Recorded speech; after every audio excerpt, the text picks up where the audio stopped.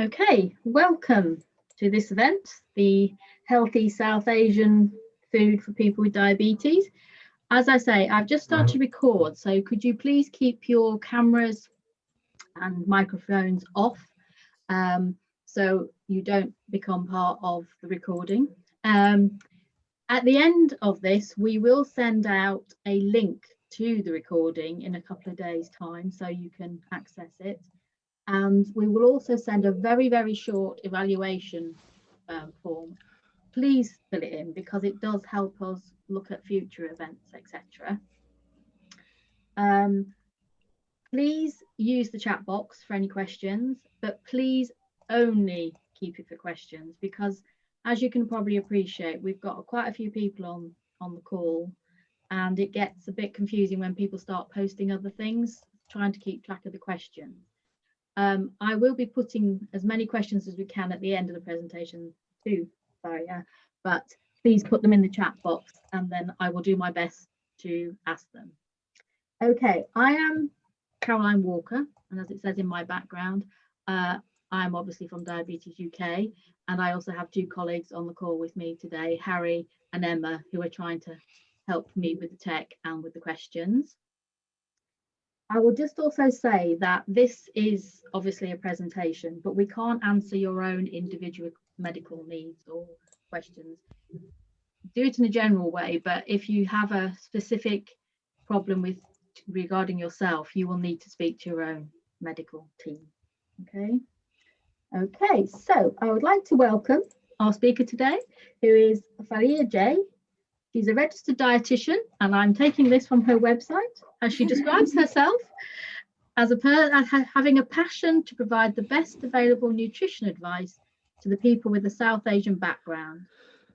So I'm very, very pleased that she's made the time to join us, and I'm now going to hand over to you. So thank you. Thank you, Caroline. Thank you for having me. I'm really pleased to be here, and I thank lots of thanks for Diabetes UK for having me and giving me this opportunity to share something about South Asian diet and diabetes. So I'll just make a start. I'll share my screen. I hope I'm doing all the right things. Hang on. So share screen. And then I was given a tutorial beforehand. So yes, everyone can see the slides, yes? Yeah, looking good. Yes. So as all of you know, today I'm going to talk about healthy South Asian food for people with diabetes. But before that, I want to jump, and Caroline has given a brief introduction of mine, but I would also like to give a brief introduction of myself. As Caroline said, I'm a registered dietitian. I'm a dietitian since 2016, so it's almost 5 years now. I'm a diabetes specialist dietitian, so I do educational sessions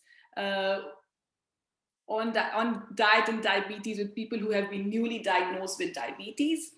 I'm also the director of Lifestyle Change Limited, which is my own company. Under this company, I do online consultations with South Asians from all around the world. I also conduct sessions, workshops, talks with different organizations, with different community groups, catering to their needs, whatever they want, what topic they want me to discuss, I do that as well. Also, I'm also a social media dietitian, and you'll see me quite active. Hang on, I need to change the slides. So if I want, yeah. So I'm also a social media dietitian, and you'll see me quite active on, I don't know if I'm doing this right, yeah. So you'll see me active on YouTube. You'll see me, I do videos in Urdu. I've got a Facebook group. I've got a Facebook page. You'll see me doing some tweets once in a while. I also do TikTok. So I do short TikTok videos as well. And you'll see me quite active on Instagram as well. So I've tried to cover almost all social media platforms. Now coming to the topic. The topic, healthy South Asian food for people with diabetes. So before I start, I really wanted to mention this, that there is some misconception with people that if they have to follow healthy eating, they can't have South Asian diet. I've got so many clients of mine, the thing that when they think that they have to follow a healthy eating diet, they start either having boiled food or they start having an English diet. And they just think that South Asian diet can never be part of a healthy eating lifestyle. And that's what I want to change. And that's what I want people to understand, that South Asian diet can be absolutely part of your healthy eating. And now, so before we talk about the South Asian diet, I would talk a little bit about diet for diabetes. So many times, I get so many of my clients coming to me, give us a list. We want a list. What can we have? What can we not have? And for diabetes, the message which we want to put across is that there's no specific diet for diabetes. It's all about healthy eating. So don't feel sorry for yourself that I've got diabetes and I have to follow a specific diet. Not at all. You have to follow a healthy lifestyle, healthy eating. So whatever we're going to talk about today, it's not just for you, it's for everyone. It's for your family, it's for your friends, it's the bigger picture. So do not feel sorry for yourself. So just focus on healthy eating. So when I keep on saying it's healthy eating, so what is healthy eating? Again, it's no rocket science. We all know what healthy eating is. And sometimes we really like a professional telling us and pointing out those things to us. Otherwise, we all know, I guess we need a nudge, someone telling us that, yes, you have to do this. So here I am, I'm going to tell you what is healthy eating. So healthy eating is wide variety of food. So you're including all food groups in your diet. You're having less fat, particularly saturated fat. We'll talk a bit more on that further on. We are including 5 portions of fruit and vegetables per day. When I say 5 portions, you can have 6, 7, 8. 5 is just at least you should be having 5 portions. Then opting for high fiber food, including protein in your diet, focusing on less red meat, processed meat. I always say try to avoid, but obviously sometimes we can't avoid. So limit as much as you can. Include dairy foods daily in your diet, or if you're a vegan, going for dairy alternatives. And thinking about alcohol and alcohol in moderation. And there is less salt. So it's really clear that I'm sure you all already know what healthy eating is. So I changed the slide. I'm struggling to change the slide. Hang on. I'll move this here. Yes, now it's fine. So when we talk about healthy eating, we talk about the Eat Well guide. I'm hoping some of you must have seen the Eat Well guide. Some of you must not have seen it. So here you are. Here is the Eat Well guide. So the Eat Well guide has been developed by the Department of Health. And as the name suggests, it is a guide for you to understand how much to eat from each food group. What I've done is I've tweaked it a little bit and I've called it the South Asian Eat Well guide. And what I've done is that in each food group, I've added some South Asian foods, and which we will talk about now further on, so that we can relate to it a bit more. So the first food group which I would like to talk about is the yellow one, which is your carbohydrates, your starchy carbohydrates. When we say starchy carbohydrates, what are your starchy carbohydrates? Your bread, rice, pasta, potato, cereal. Think of poha, think of idli, dosa, thepla, all your whole grain flours, your poha, I guess I mentioned poha already. Then potatoes, but also taru root is very popular. So taru root is also part of it, and sweet potato. So all these are your starchy carbohydrates, and you really need to be adding these starchy carbohydrates in your diet. Why do you want to add them in your diet? Because they are a source of energy, they have B vitamins in them, they're a source of fiber. You're walking, you're talking, you're moving. How is that happening?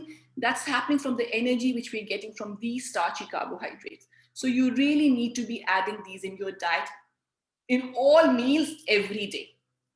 Many times people come to me, they completely omit carbohydrates from their diet because they want to lose weight, not understanding that how important these starchy carbohydrates are. So number one, you need to be including starchy carbohydrates in your diet. Coming to the second food group, which is your fruit and vegetables. Again, there's no rocket science. You all already know that we need to be adding fruit and vegetables in our diet. They have got lots of vitamins, minerals, antioxidants, and they mop up all the bad stuff in your body. What we say is that try to add different colors. The different the colors, the more the colors in your diet, the more you will be getting antioxidants. You will be getting different types of antioxidants. So let's think. If you're thinking of white, think of moolies. So you're adding mooli, think of kaddu. If you are having greens, thinking of karela, thinking of which is bitter gourd, thinking of bhindi, okra. So you are all the time you're thinking of adding different colors in your diet, not focusing. Remember when they used to say, did you have your greens? Have you had your greens? So it's not about greens, it's just about adding all different colors. So when we say red, thinking about your melons, your tomatoes. When we think about yellow, think of your mangoes, think of your melons. So you're adding all colors and you're being mindful. You've made a plan that you will be adding different colors every day. So, and the famous slogan, 5 a day, we all know that. You can even have more. Now coming to the third food group, which is your proteins, which is pink in color. Again, why do we need protein? We need protein for the structure and function of our cells, muscles, tissues. For us, we need it for repair. For children, we need it for growth. So extremely important, and we need to be including protein to at least 2 to 3 portions in our diet every day. So what is your protein? So protein is all your meats like chicken, turkey, fish, lamb, mutton, your keema, the mince, your kebab, so your shami kebab, your seekh kebab, your chappal kebab. So all types of kebab will be your protein. Then all your soya chunks which you cook, your soya bean which you cook, all your dals have protein in them. So thinking about mash dal, masoor, chana, moong, lobia, all these dals will be a source of protein for you as well. And thinking Can I just stop you a minute? Some people are saying it's really interesting, but can you go a bit slower because they're trying to, I don't know if they're writing notes, but can you just go a bit slower? I tell you, Caroline, I go really fast. Okay, I'll try to go slower. Thank you. Okay, so shall I start again from the proteins, or shall I just continue and be slower now? Okay. Just continue, yeah. Okay, I'll try now. It's hard for me to go slow. Okay. Thank you. So when we're thinking about dals, your chana dal, your masoor, moong, mash, lobia, all these are names of different dals which are extremely popular among the South Asian communities. And they are just pushed to one side. They're not giving due importance. So I just want to give more preference to these, that all dals are source of fabulous protein. Then a gram flour is really popular, which is called besan. So besan will be also a source of protein. So all these are your sources of protein which you need to be including in your diet every day. Now coming to your dairy. Why do we need dairy? Well, again, dairy is a source of protein, but it's also a source of calcium. What does calcium do? I keep on saying, you all know this already. Calcium is good for our bones. Calcium is good for our teeth. It helps in muscle contractions. It helps the blood to clot. It keeps our heart pumping. So there's so many benefits of calcium. And when we think of dairy, we only think of calcium, but that's not all. Calcium has got riboflavin. Calcium has got B vitamin. I'm saying calcium, sorry, dairy. Dairy has got riboflavin. Dairy has got B vitamins. Dairy has got iodine, something which is really ignored. Iodine is ignored, and there is a lot of deficiency in UK with iodine. So we really need to be including dairy, at least 3 portions of dairy in our diet every day. So when I talk about dairy, so predominantly we say milk is your dairy, yogurt is your dairy, and cheese is your dairy. When I talk about the South Asian diet, cheese is not so popular. And whenever I say cheese, they're like, no, we don't want to have cheese. So the thing with it is, it's not just cheese. Paneer is cheese. So paneer, you can have paneer and enjoy paneer as part of your dairy. You can have, if you're not fond of milk, go for lassi. Lassi is your dairy. So just not focusing on, the milk and the cheese. So there's so many other options you can have. Now coming to the last food group, which is your fats. Fats, why do we need fats? Fats help us absorb vitamin A, D, E, and K. So we're having all these vitamins, we're having all these foods, but we're not having fats. We won't be able to absorb those vitamins. So we really need to be including fats in our diet. Some fats help cushion our body. Some fats are good for our heart health as well. I can do a completely separate session on fats. I can go on and on, but I'll try to limit the information which I give in this session. And what are your fats? Your fats are your oils and your spreads. And ghee, which is really popular among the South Asian families. And I'll talk about that further ahead. So in the corner, you can see there is this section where you can see mithai, where you can see samosas, where you can see kheer, where you can see gajar ka halwa, which is carrot halwa. All of these, you can still see them in the bottom, which means that you're absolutely fine to have them. So today, I will not say that you cannot have this, this, and this. Today, it's all about you can have all of it. You just need to think of how much you're having. So those foods at the bottom, you still can include them in your diet, but being mindful of how much you're eating. We'll talk a bit more on that further ahead. So now we know all these food groups are really important, and I've given you reasons why we need to be including these in our diet. The bottom one, which I said, the mithai and the kheer, we need it for our sanity. I won't be happier anymore if I'm not having my, samosas in Ramzan. So we have to think of food as much more than, the vitamins and minerals. Yes, we need to be including all these food groups as well.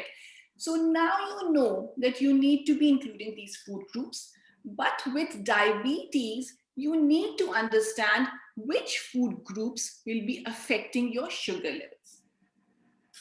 From today onwards, I want you to develop that understanding that whenever you make your plate up, whenever you put your meal on your plate, you exactly know which foods are affecting your sugar levels and which foods are not. So what we will do is we'll go back to the yellow section and we go through which foods are affecting your sugar levels and which are not. So going back to the yellow section, which is your starchy carbohydrates. The starchy carbohydrates will affect your sugar levels because they break down into your body, changing into glucose, and glucose will affect your sugar levels. So that's one. Coming to your fruit and vegetables.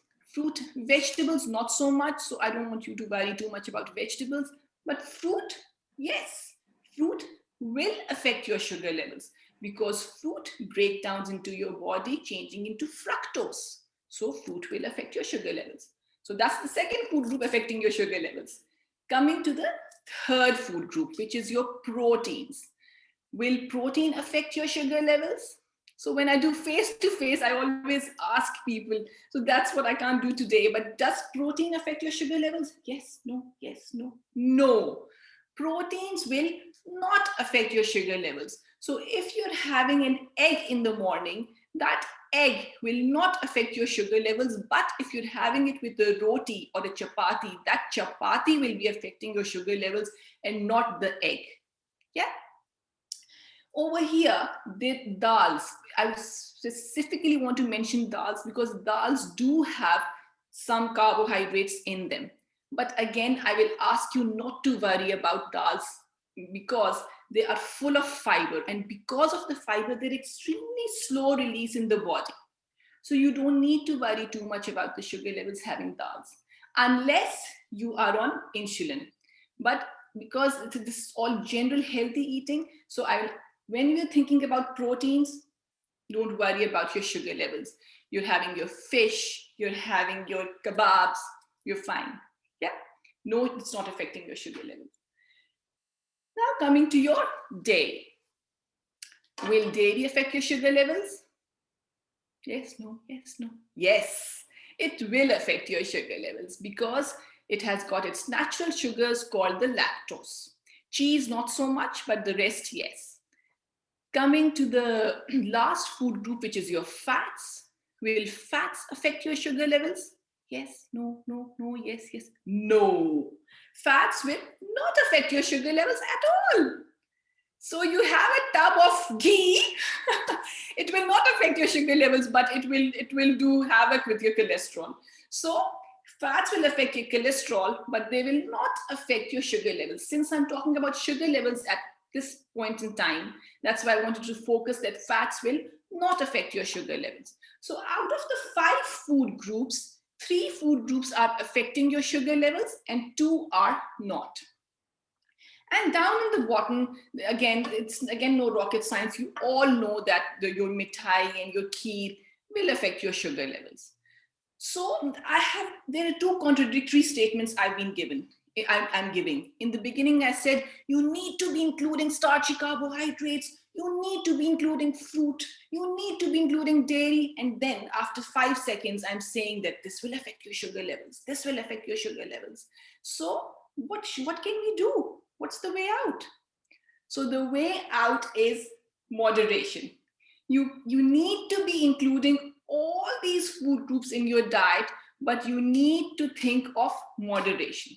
So then I get asked this question that what is moderation? And we'll talk about that now.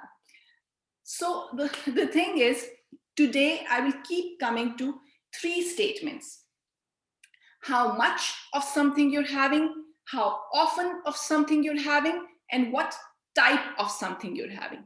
So from now on, from after today's presentation, you will keep on asking yourself these 3 questions. How much am I having? How often am I having this food?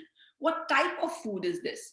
So, and you will be answering them yourself, and you will exactly know what to eat then. And we'll go through that, how you'll do that. So let's first talk about carbohydrates. The reason why I want to focus on carbohydrates is because this is the main nutrient which will be affecting your sugar levels. So let's further talk about starchy carbohydrates, your carbohydrates. So when we talk about carbohydrates, there are 2 types of carbohydrates, your simple carbohydrates and your complex carbohydrates. When we talk about simple carbohydrates, these are simple structures. So as soon as you have them, your body quickly absorbs them. There is no time for digestion. They quickly absorbed in your system. And if you look at the red line there, as soon as you have them, they will give you a sugar spike. But because they're absorbed so quick, then your sugars will come down again and you'll start feeling hungry again. On the other hand, you've got complex carbohydrates. So these are, as the name suggests, these are complex structures. So your body needs to break them down. So once you have them, they will be digested. They will not be absorbed quickly. Because they have to be digested, the release of the sugars will be slow. Slow release means you will not get a sugar spike. Yes, it will affect your sugar levels, as you can see with the green line over here, but it's not peaking it up and it's slowly coming down. The best example I would like to give over here is among the South Asian communities, rusks which they call pape, is extremely popular in breakfast. And it is refined carbohydrates and it is high in sugar. So let's think, for example, you have pape in your breakfast. You have pape in your breakfast, it gives you instant energy because it quickly absorbs in your system.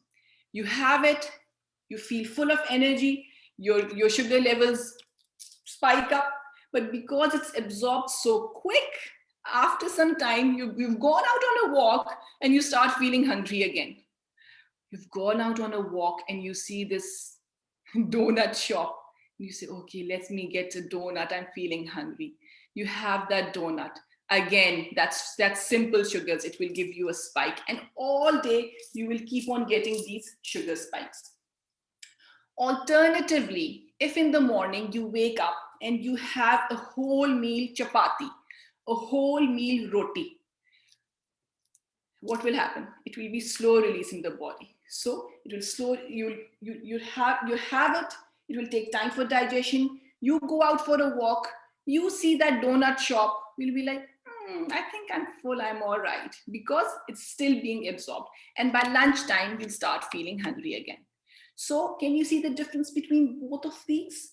So what we will now plan to do is we'll have less of the simple carbohydrates and more of the starchy carbohydrates. So now we need to understand which foods come in the simple carbohydrates category and which foods come in the complex carbohydrates category. So I'll move the slide.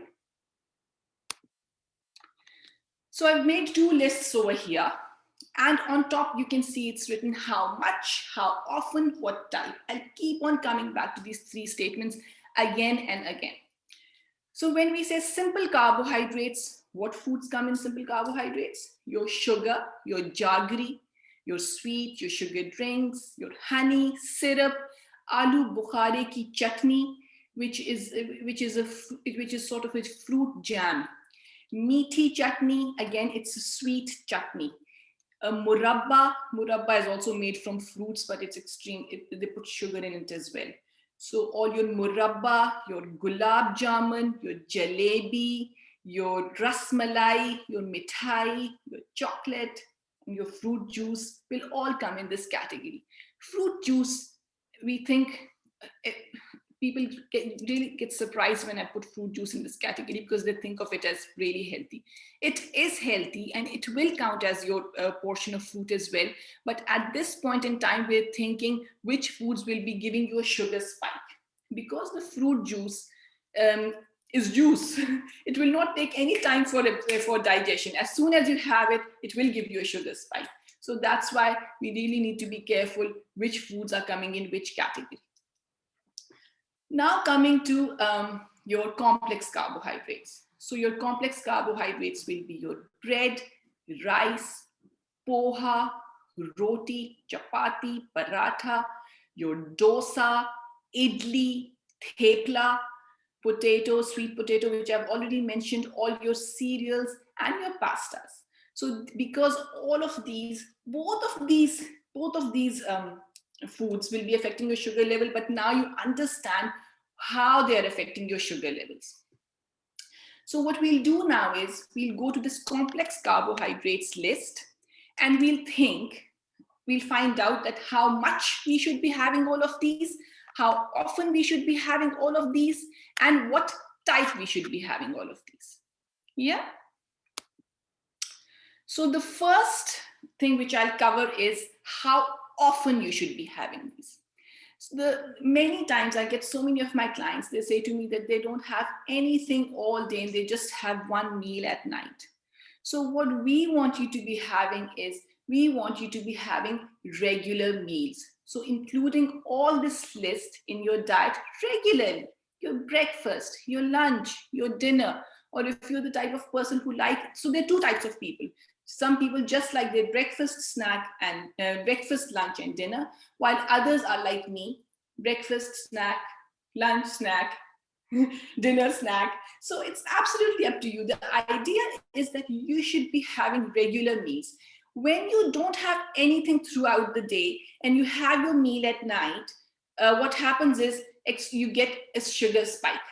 But if you keep on regularly having regular meals, you won't get that spike and you'll have that moderate effect on your sugar levels. Yeah. So how often is sorted? Now let's move to the second one, which is the how much. How much of these carbohydrates you should be having. Again, this can be really complicated because how much is really dependent on your age, your gender, your weight, your activity levels, your goals. So, and speaking to so many people at a time, we cannot give you the exact amounts. Sometimes in one-to-one, we do talk about the amounts, but when we're speaking to large groups, we have to give you a really general idea. So the general idea is, which will make things so much easier for you. Think of your plate. I think, is someone writing on the, I don't know if this can be removed, I'm not sure. Yeah, it has gone. Okay, so when we think of how much, half of your plate should be vegetables, aiming to have half of your plate with vegetables, quarter of your plate with carbohydrates, and quarter of your plate with protein.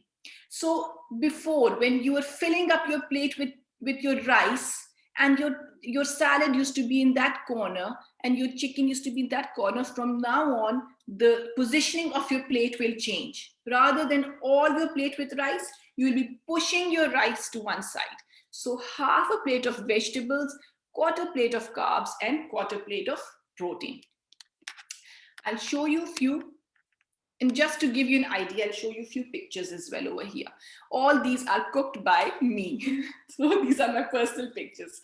So 80 grams of, so again, I don't want you to get bogged down with numbers.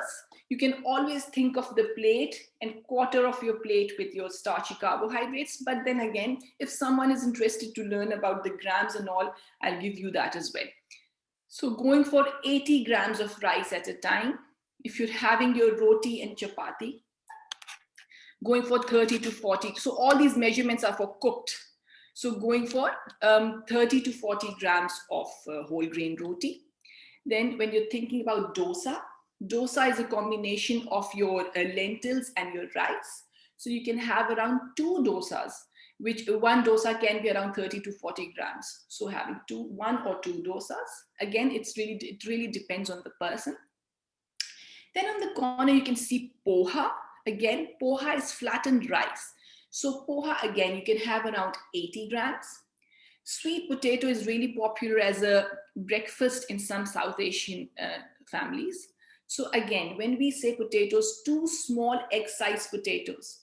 But since this is a sweet potato, you just have to imagine that how much 2 egg-sized potatoes will be the shape of a sweet potato. So I just thought I'd just visually show you how much these foods can look like in your plate. Coming to the third one, what type? So now we know with our starchy carbohydrates how much we should be having, how often we should be having them, and now coming to what type. When we think of type, we're always thinking about fiber.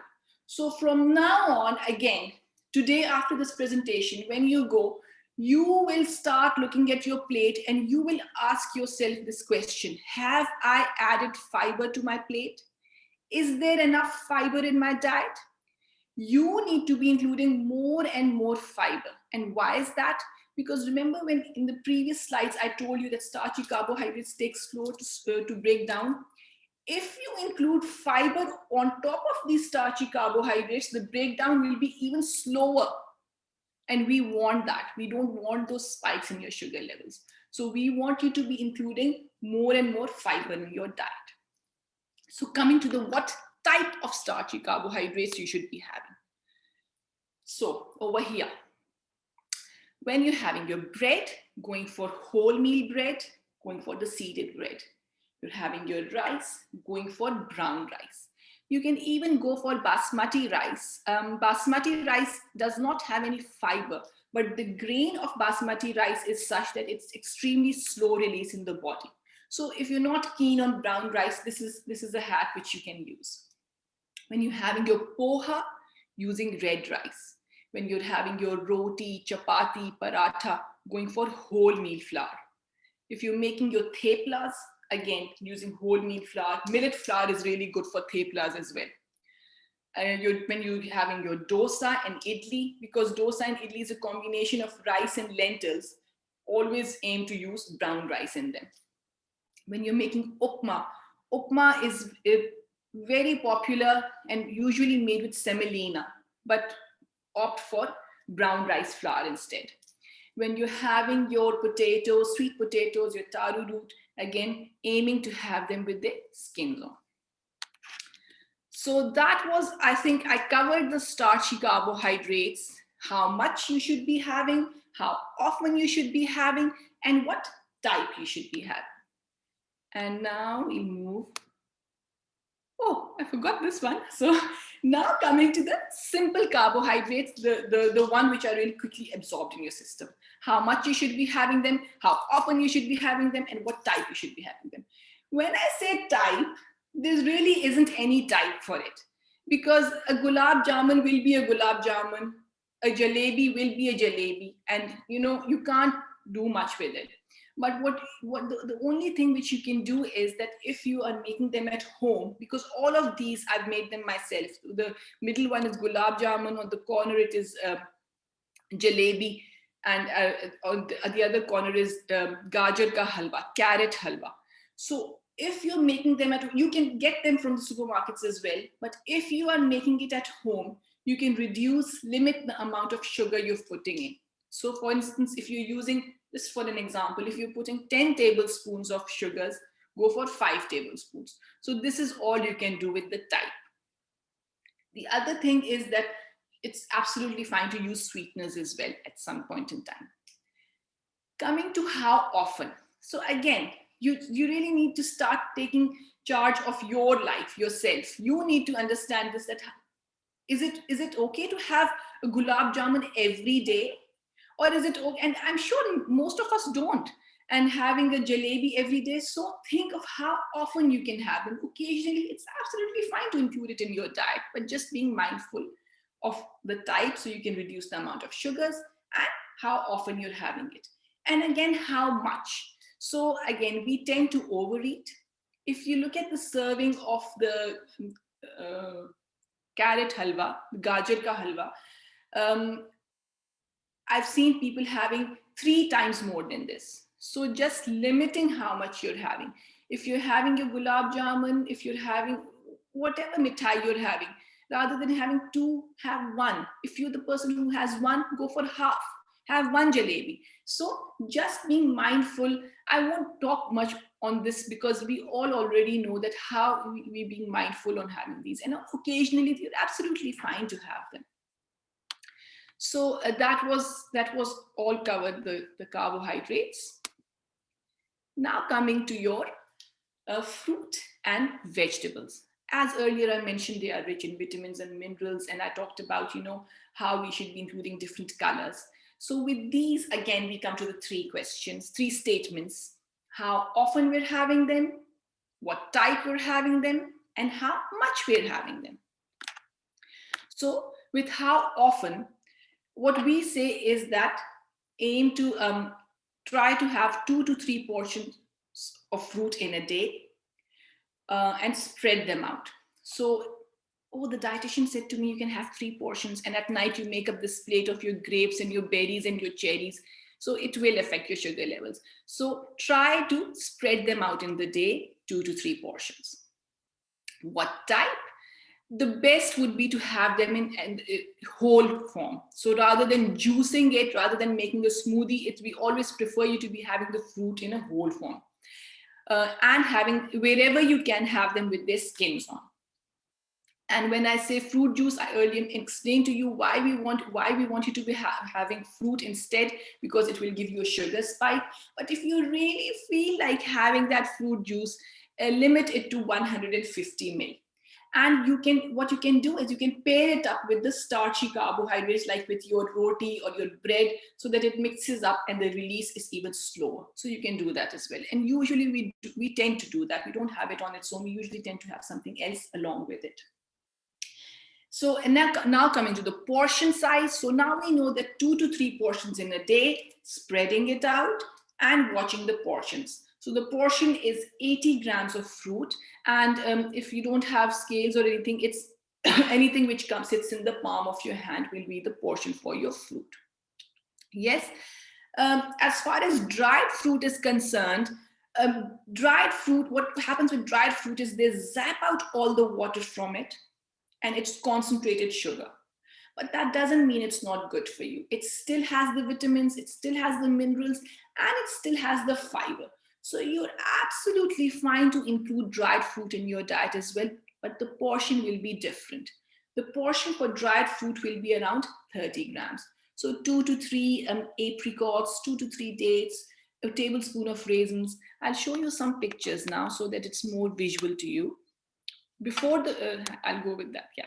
So over here, fruit chaat is extremely popular among the South Asian communities.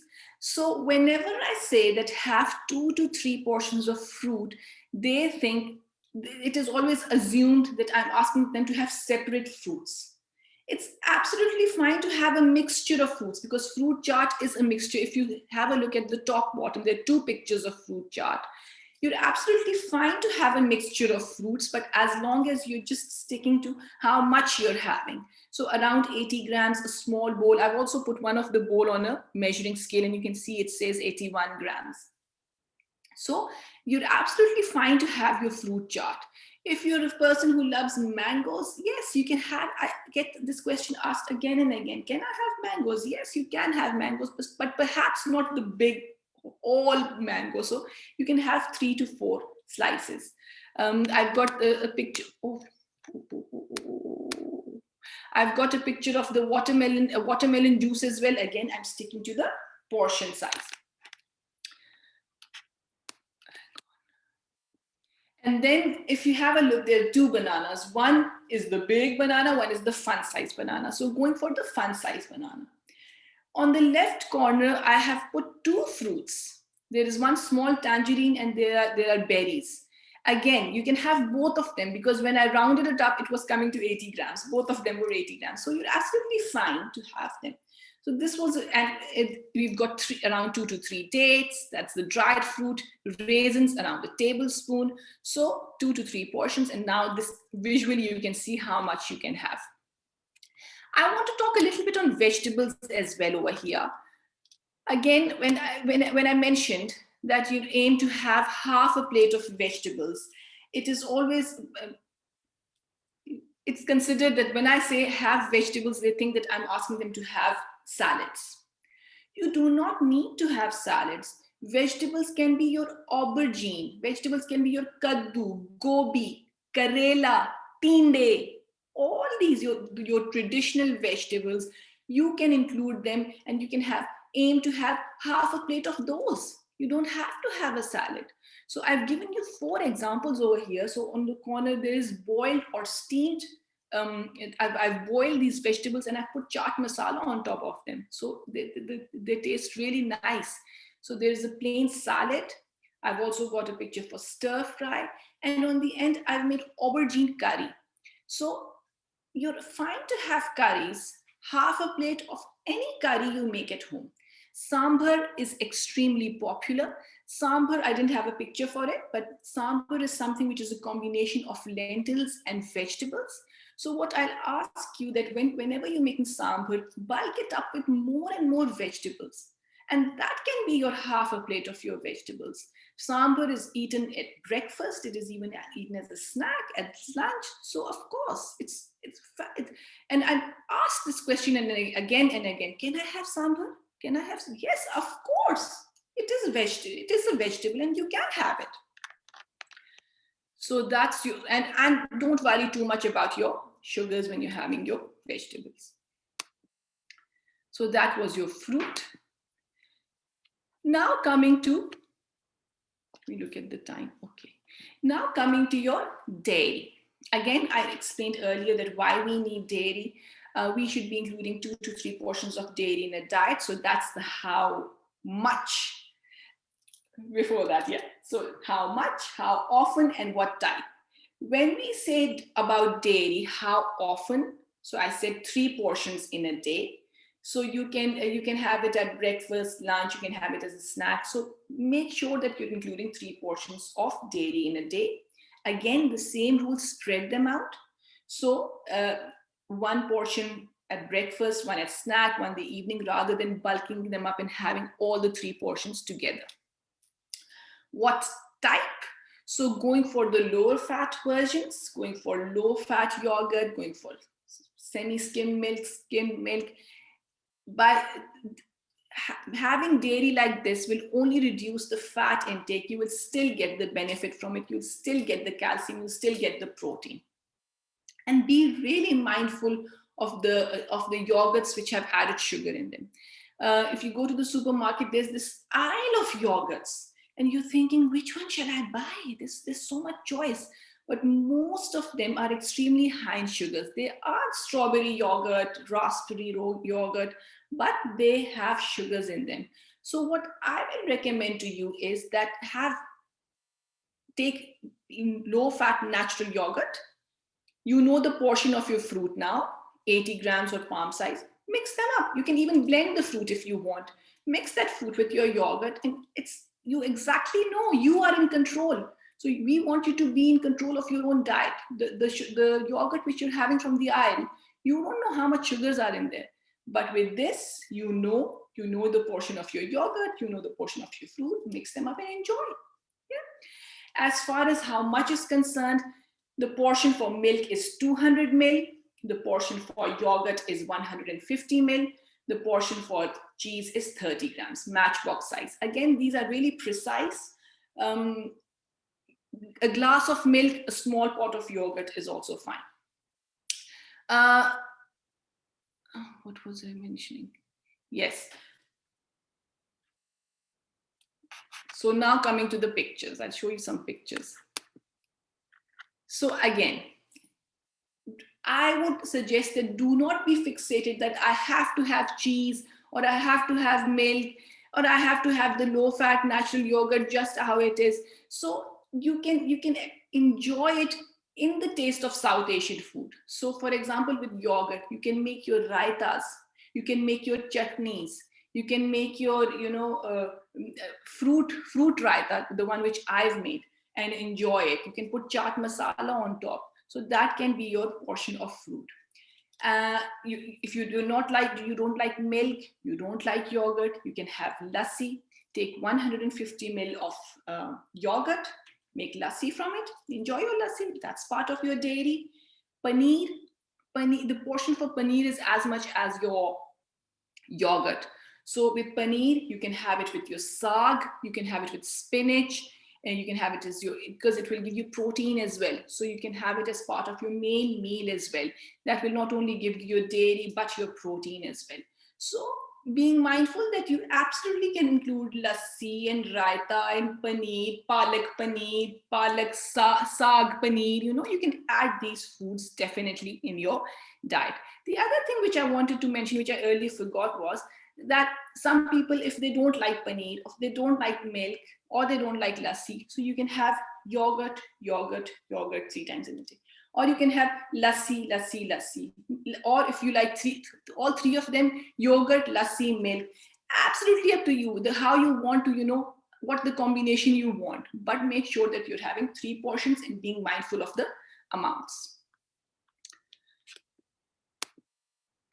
Coming to protein and fats, I will quickly whiz through proteins and fats because I'm running. I'm short of time as well, but also because proteins and fats will not affect your sugar levels, but we really need to be mindful of the amounts because of the cholesterol.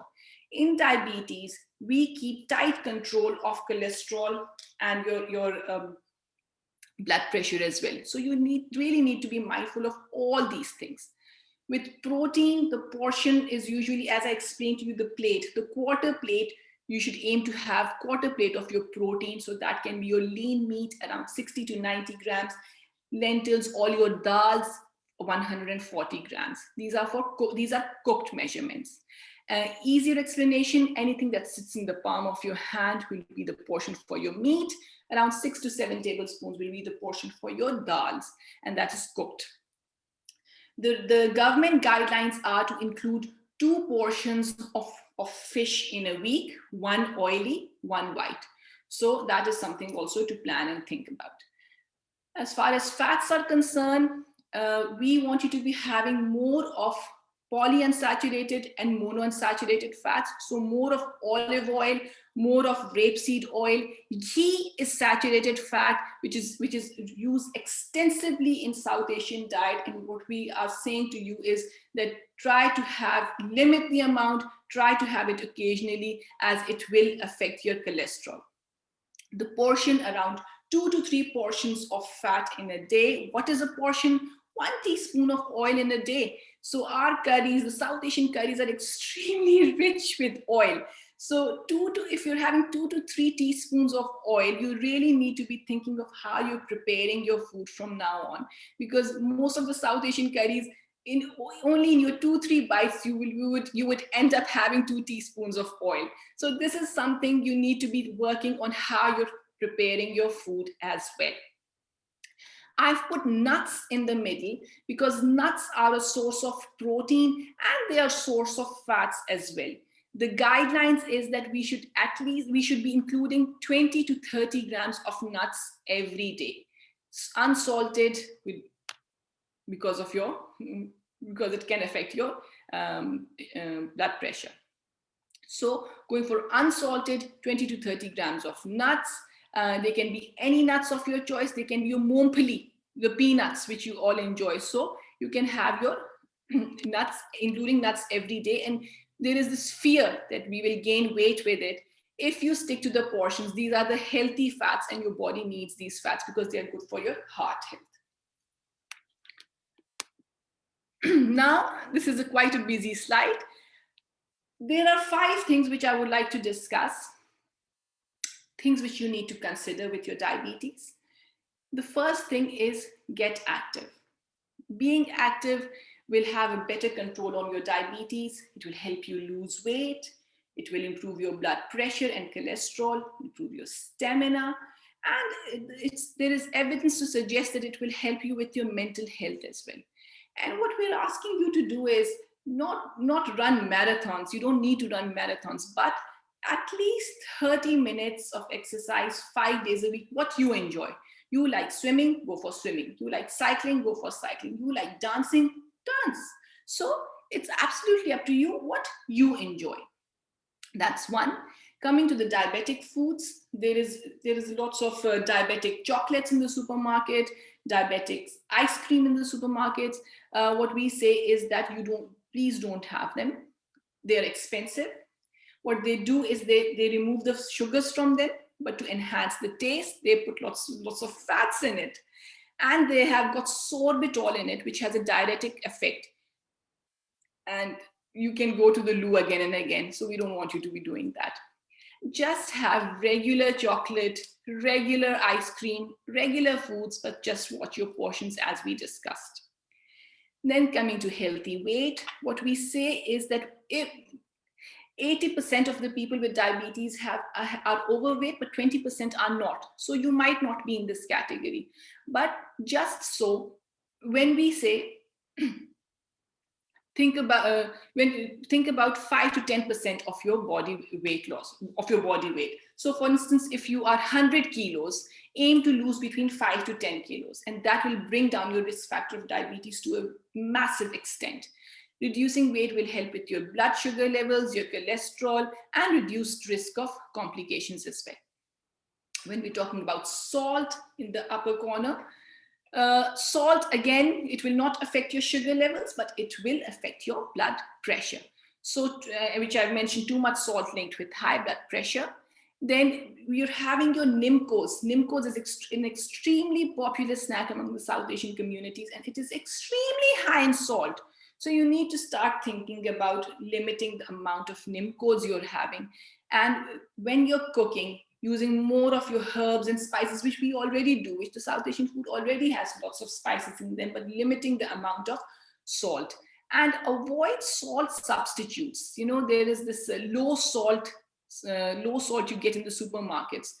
With the low salt, it is low in sodium, but they're high in potassium, which is not safe for your kidneys. So what we say is that avoid having the salt substitute. And then I get this lady came up to me and said that I'm fine because I'm having pink salt. So absolutely not. You are not fine, because all salts are salts. Sea salt, pink salt, Himalayan salt, rock salt, all salts are salts, and they will have sodium and they will affect your blood pressure. Last but not the least, alcohol. Among the South Asian communities, the Muslim communities do not have alcohol, so this is not for them. But for the other communities, you really need to be mindful of how much you're having. Too much of alcohol can increase your blood pressure, damage your liver, and contribute to your calories. Many times when I ask, they're like, I don't eat anything.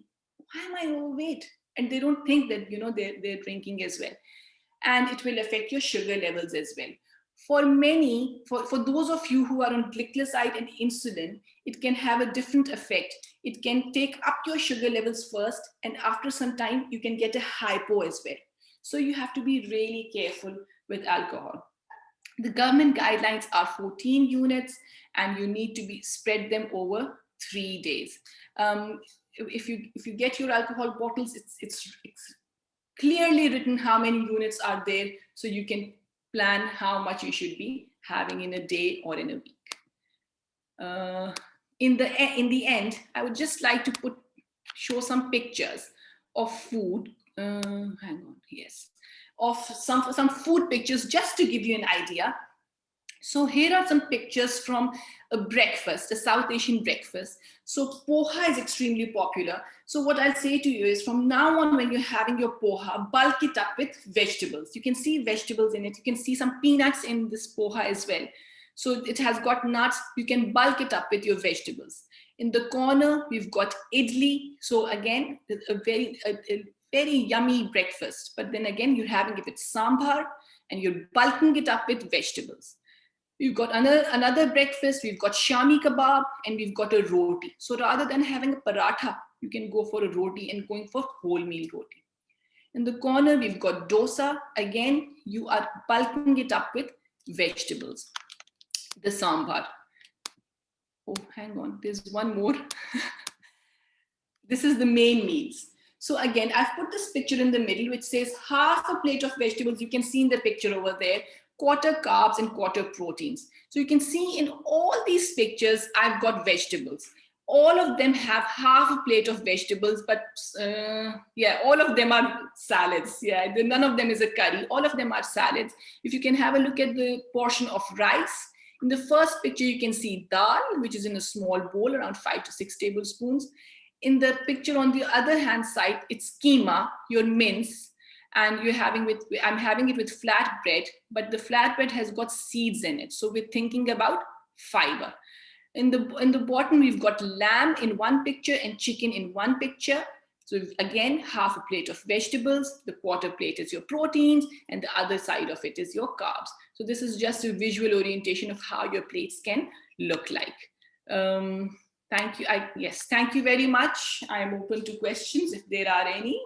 Yes, there are actually. Do you want to stop sharing your screen, and I will yes. the ones that I've got? Yes. Hi, right. So that was brilliant. Thank you very much. We've had lots of thank yous in the chat box as well, so people have enjoyed it. So one of the first questions, I think you did cover this though, was sort of saying that presumably brown rice is better than white rice as well for nutritional value. So what's the question? So nutritionally? Yeah, presumably they were saying that brown rice would be better than white rice. Brown rice will be better, because brown rice, because it is a whole grain, they have not removed the fiber from it, so it will have additional vitamins and minerals, and of course the fiber with it as well. Yeah. And then there was another question. It was when you were doing the plates, because somebody pointed out obviously that people have different size plates. So it was more about the amount of grams. Does that mean a quarter of a plate should be the 80 grams, say, of rice? Yes. Would you suggest that people should weigh their food? I mean, would you? The thing is, this is very personal. For some people, most of us can't be weighing it all the time. There are two sides of it. One is you can weigh it for the first time, just to get an idea. And then for next time, you don't need to wait again and again and again. You just know how much to have. Secondly, as far as the plate is concerned, there is research to suggest that the smaller your plate is, you will feel more satiated with it. And the bigger the plate, you will tend to eat more. So then again, it's your personal preference how you want to go ahead with it. There are many people who go with a smaller plate and then they go for the second servings as well.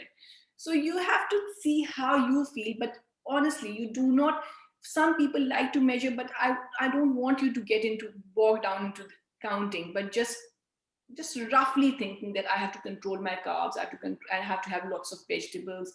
So that's really it. Okay. And I don't know about this. So somebody's asked, what is the best way of cooking Kerala? Karela. Yes, Karela, it's really difficult. Karela is bitter gourd.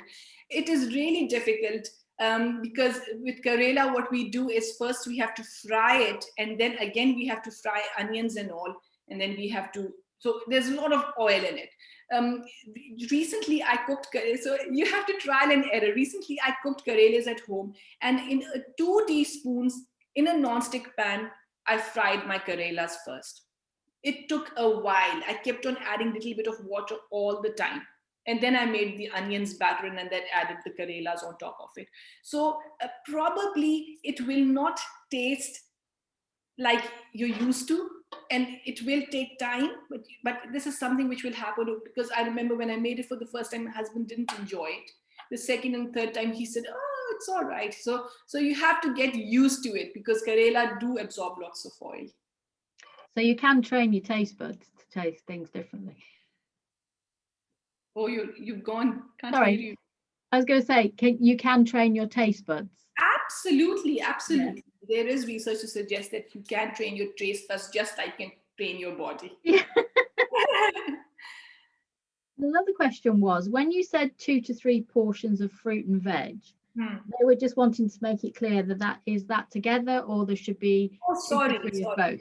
2 to 3 portions of fruit and vegetables as much as you like. I don't want to, apart from potatoes and all, I don't want to, restrict you on vegetables. So aiming to have 2 to 3 portions of fruit.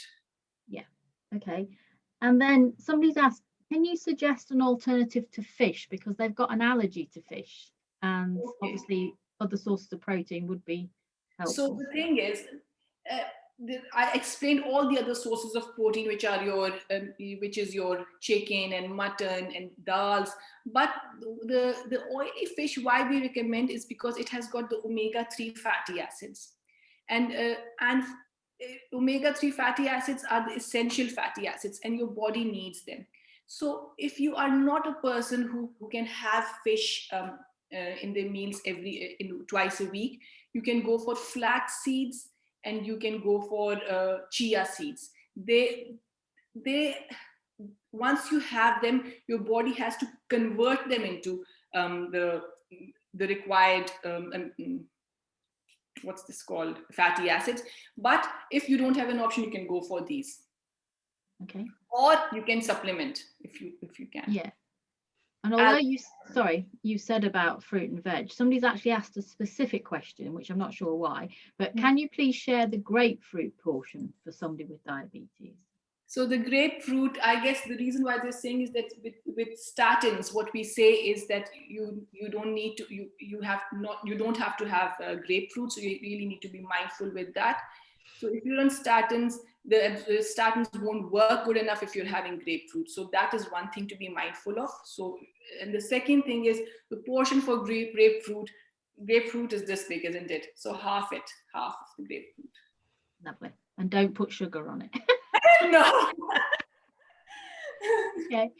And then somebody else has asked a question. What is the portion size of protein for somebody who's got uric acid problems? So with uric acid, people who have got with uric acid, what we really need to be mindful of, purines. Foods which are high in purines, we have to be mindful of them. So all your meats and your dals do not have a high amount of purines. They have got moderate amount of purines, which means we can have them in moderate amounts.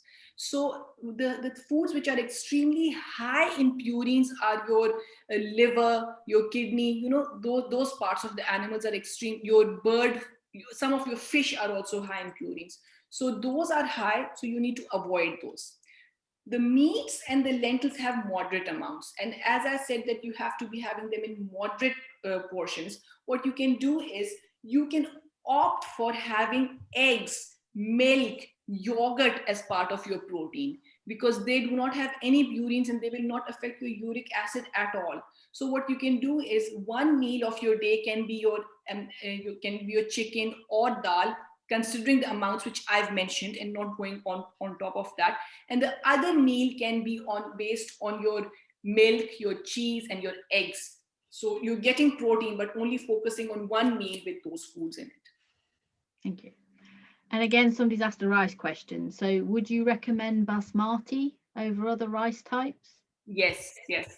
For the first thing is brown rice.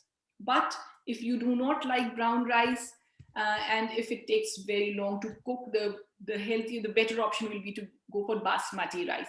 The other rice will absorb quickly in your system. As far as basmati rice is concerned, the shape of basmati rice is such that it's slow release in the body. And so we've had lots of thank yous, people are enjoying it. And one person here has said, which I think is amazing, that they've lost 22 kilograms by following portion control. That's amazing. That's really well done. Yeah, thank you. I had a question sent directly to me, so you wouldn't Yeah. have seen it, Caroline. They said, is this version of the Eat Well guide available for download / redistribution? So I think she's talking about that, the South Asian foods. South Asian. Yes. South Asian, it's still not. I'm working with on a project which I'm not sure if I'm supposed to tell or not. So we're going to do a pilot project first to see how successful it runs. If the pilot project is successful, then we'll move forward in printing them out and putting them online. And so it's in progress. And are you aware there are similar guides for other cultural diets? I do not specialize in other diets, but I only specialize in South Asian food. Sure. Are you happy for us to share these slides then? Yes. Okay, lovely. So that will probably come with the survey that we'll be sending out at the end of the session. Thank you. Thanks, Harry. There's another question here from somebody who uses coconut milk when they're cooking. What advice would you give on that? Their curries are mostly cooked using coconut milk. Is it okay to have curries cooked in it daily? The thing is, some of the South Asian communities only cook in coconut milk. So the thing, and there has been a study. Is it Kerala? I think I'm taking the name wrong, but there has been a study done that those people are having coconut milk and they health-wise they are the best. They're doing really well with their health. But if you look at coconut milk in isolation, coconut milk is extremely high in saturated fat. So what we always say is that go for other options of milk. But with that, when I was reading that study, the thing was that those people, the Kerala, I think it was Kerala, I'm not sure, but with those people, their diet otherwise was so healthy. They were having lots of vegetables, they were having lots of pulses. So that coconut milk was not doing them any harm. So if your diet otherwise is healthy, if you're using less oil, if you're including lots and lots of vegetables, pulses, probably not. But otherwise, if your diet has other saturated fat and then you're having your coconut milk as well, then it can bulk up and then there is a risk of increased intake of saturated fat because coconut milk is high in saturated fat. I hope I answered the question. Yeah. And somebody else has asked a question, and actually it ties in with the question I've got. So they're saying, is it coconut milk or coconut oil? And I wondered, following on from that, whether some oils are better to use than others, because I know people use coconut milk and coconut oil, and there was this thing recently that was supposed to be really good for you, but I am not sure about that. I wanted to speak a lot more on the oil, on the fat side of it, because we run out of time. And obviously I have to focus more on the sugar side of it. With coconut oil, there is a lot of, even when you switch the TV on BBC, when the chefs are, cooking, I've put coconut oil, and it's thinking it's very extravagant and very healthy. But coconut oil is extremely high in saturated fat, and something which we do not recommend. Think of those oils which harden in room temperature are saturated fat. So if you leave coconut oil outside, it will harden. And think of that oil hardening in your arteries. So olive oil, rapeseed oil, vegetable oils are great. Lovely. And somebody said, I mean, I know we've always said before, I think that it's better to sort of portions of fruit, spread them out during the day. But somebody I think has asked, is it okay to eat more than one portion of fruit at a time? So if you had... It really depends. This all depends on your sugar levels, how you have been controlling them. Depends that if you're having them with their skin on, preferably with diabetes, we say that spread them out. It's better so that we can have better control over your sugar levels. Okay. And somebody's pointed out they've got the Eat Well guide, but on theirs, it gives the carbohydrate portion as 1/3 of the plate. But your guide gives it as half the plate. No, they give it as 1/3. My gives it quarter, and there is a bit more. Yeah, just so that we can control your sugar levels better.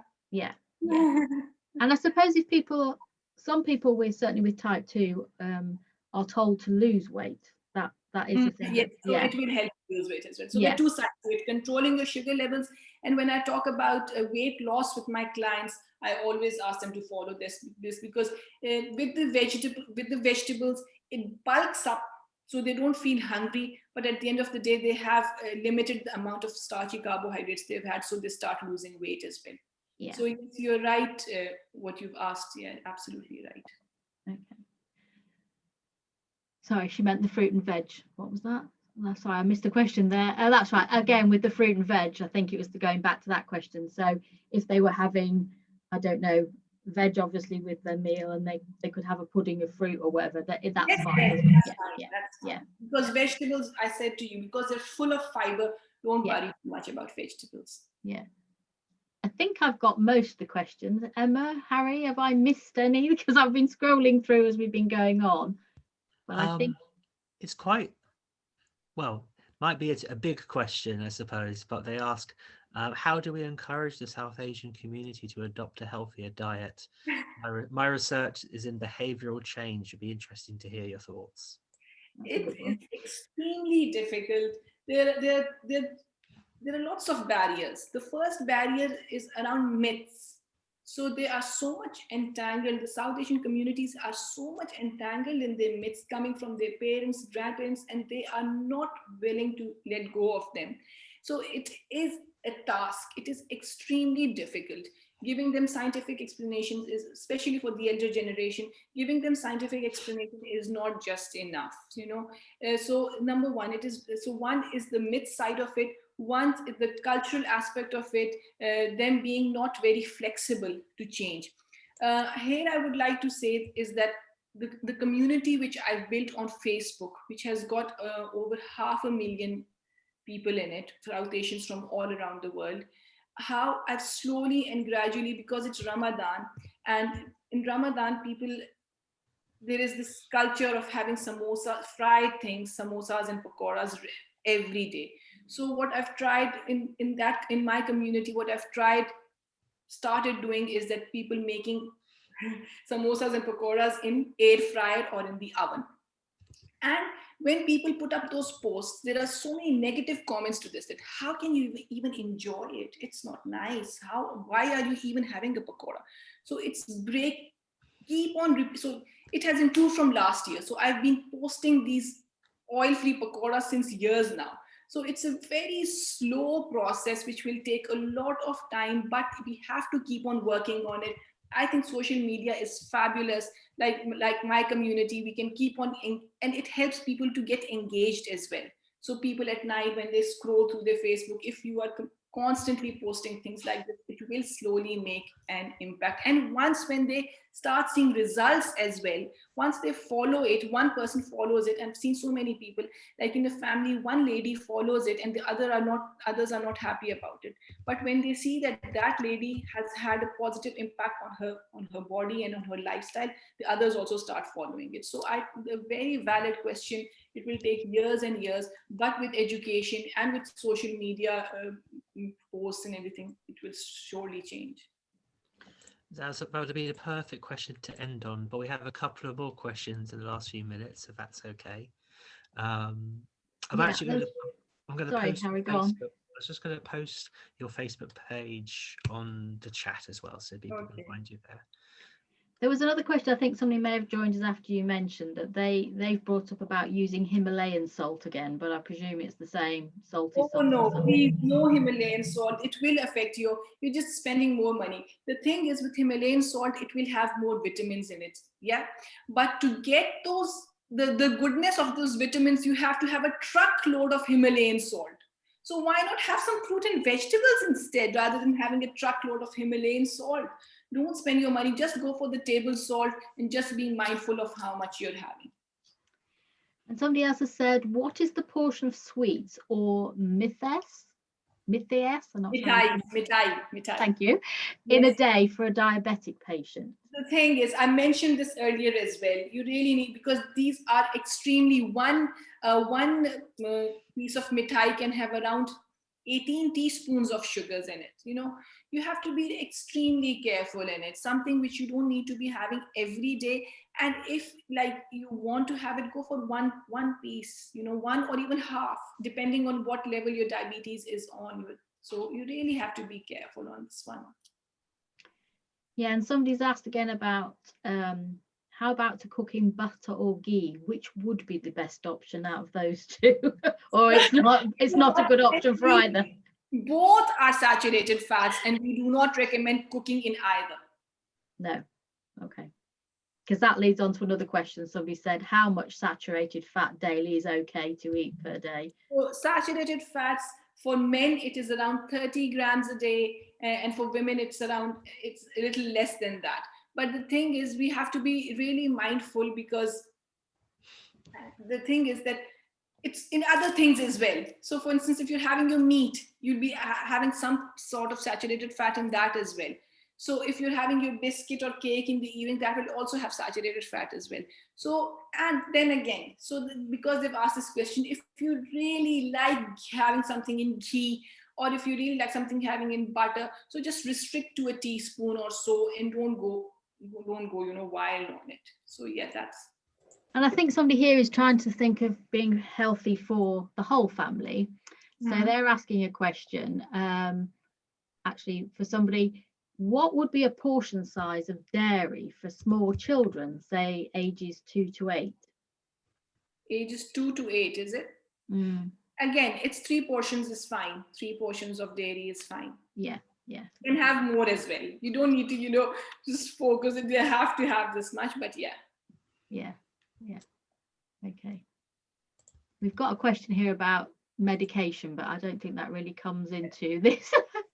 Yes. And somebody's saying yes, so they should have protein daily, which is what. Yes, protein daily and 2 to 3 times a day. So you can have something at breakfast, something at lunch, because protein is, protein fills you up. Protein is good for your cells, muscle function. It's really important. Yeah. And again, I think I've covered what's in the chat box. Have I missed any? I think we mentioned earlier a diet about losing 22k. They would like to know what diet that was. Yeah, so would I. I think you mentioned it was just reducing portion sizes, wasn't it? Yeah, being aware, isn't it? Mindful is the word you used, isn't it? Yeah. Also, somebody asks how much protein per day is part of a healthy diet. So I mentioned it in the presentation as well. So 2 to 3 portions of protein. What is a portion? So around 60 to 90 grams of your chicken and your meats, and around 6 to 7 tablespoons of your lentils. So, and 2 eggs. So spreading them out in a day, focusing on 3 portions and amounts I've already told you, and they're on the presentation as well. And also less red meat and processed. Yes, yes, absolutely. Yeah, Yes, absolutely. Yeah. Okay. Well, I think that's all the questions. Oh, there's one here actually. What about the use of the very low carbohydrate diet? I don't know if they mean the keto diet, because that is very popular at the moment, but what your views would be for somebody with diabetes, really? Yes, so there have been doing lots of trials on it, and there are different projects also being done where alongside the GP, the dietitian, and the nurse, under strict surveillance, they have started giving low carbohydrates diet as well. But I cannot ask you to follow this just by your own. If you really feel like following something like this, you need to speak to your GP, and they can arrange that with you, because yes, they have been showing promising results, but really care needs to be taken as well. So if you are one of the person who's interested in it, you speak to your GP, and then the team's running it, and you're under strict surveillance as well. Yeah, we have had some good results of people putting their type 2 into remission, but as you say, it needs to be strictly controlled. And guided. Okay, I think that's all the questions I've got at the moment. Thank you, everybody, and thank you, Fareeha. It's been brilliant, actually, very useful, and we will share the slides with people, as I've said. I'm going to stop the recording now because I think we've stopped, but so thank you ever so much for everybody who's joined us. Thank you. Thank you for having me.